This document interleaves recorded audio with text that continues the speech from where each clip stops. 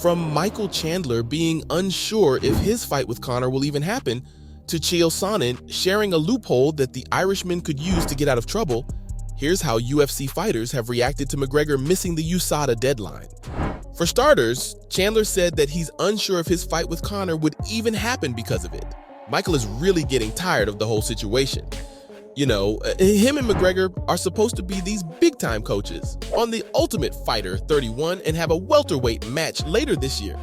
But things are getting messy. There's a rumor going around that McGregor hasn't even started the testing program that's required by USADA. You know, the organization that makes sure fighters play fair. And to make matters worse, McGregor is facing some serious allegations of sexual assault. It's a complete mess. So Chandler decided to let out his frustrations in a video. He's like, hey guys, you've seen the news, right? Conor's not in USADA. He also mentioned that they only have 179 days left until December 16th, which is supposed to be the last big pay-per-view event of the year. And USADA decided to show up at his door on that day, just to rub salt in the wound. Chandler even called out McGregor, asking him where the heck he's at. He's had enough of Conor not being in the testing pool. Well, McGregor officially missed the mandatory 6-month period that fighters have to go through before they can compete again after being out of the USADA pool. McGregor broke his leg in a fight against Dustin Poirier back in July 2021, and he's been recovering from that.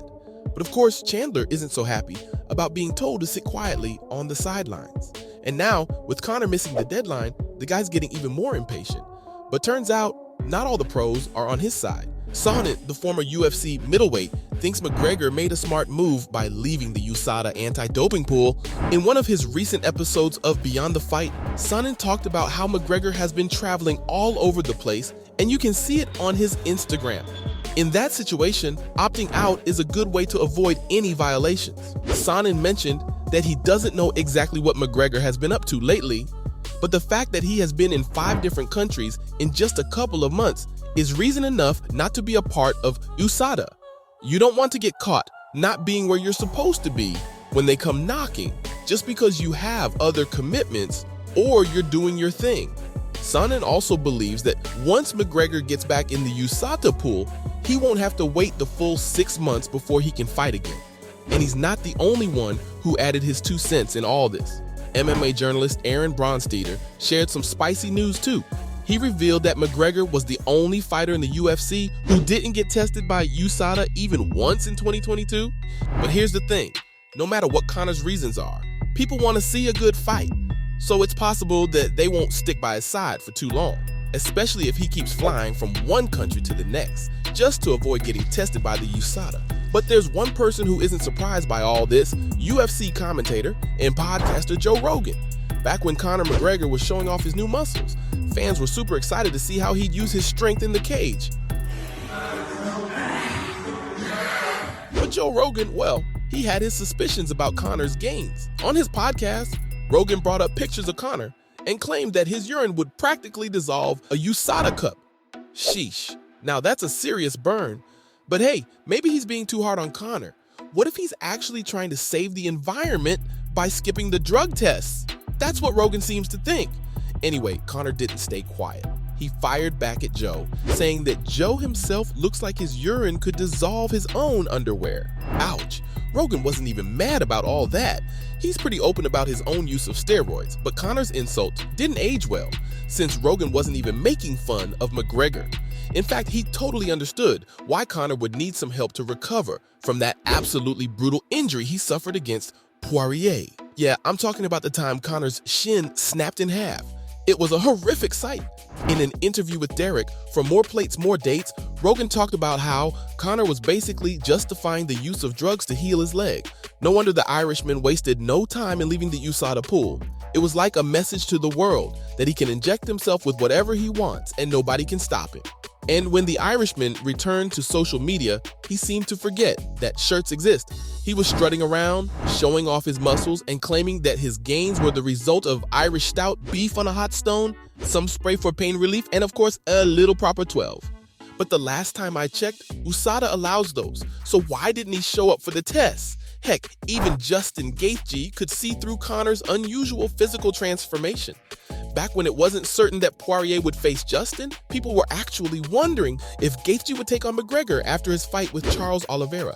Their schedules seemed to align, and the fight just made sense. But Gaethje, aka The Highlight, had a condition. He said he would fight Conor, but only if he could also get a taste of the juices.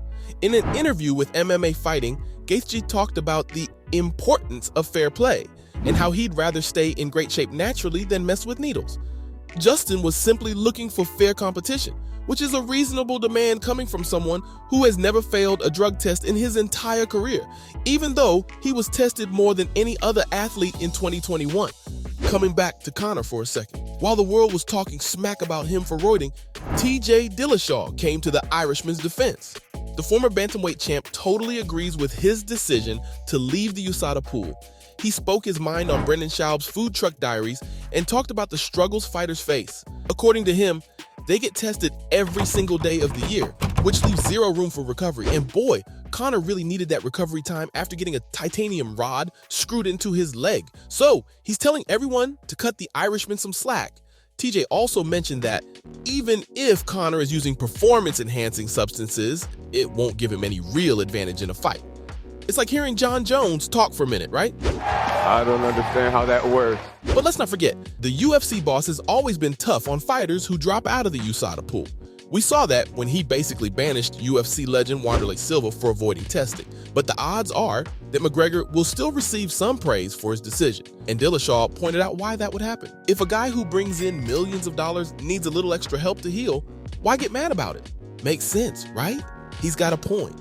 Once you break your leg like that, it's a real struggle to make a comeback. And sure, even though the Notorious One looks notoriously bad right now, he may just have a secret surprise up his sleeve. That's what Sonnen thinks anyway. The UFC fighter thinks there's a way Conor can flip the blame on USADA. Chael has been quite open about what he's injecting into his body, and so of course, he had some brotherly advice to share with McGregor. And well, it may just be the best option Conor has right now.